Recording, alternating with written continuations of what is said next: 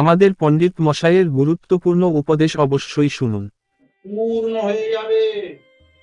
পূর্ণত্বের জন্য তুমি এসছো, ক্ষুদ্রত্বের জন্য নয়। সাবিদুয়া হিসাবি মুক্তাই, কিন্তু ওটা হতে হবে, হতে হবে। ম্যানিফেস্টেশন অফ দা পারফেকশন, তোমার পারফেকশনটা ম্যানিফেস্ট করতেই হবে। এটা আমি কিন্তু অনুরোধ, উপদেশ, আশীর্বাদ তোমাদের প্রত্যেকের মধ্যে যেন শাস্ত্রের চিন্তা একেবারে প্রতিষ্ঠিত হয়ে।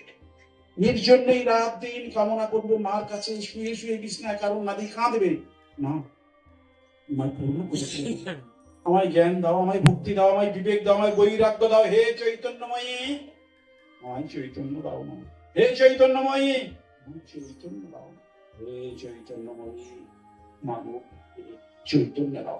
আমার প্রার্থনা, অন্তরে প্রার্থনা করছি বাবা, ভালো থাক।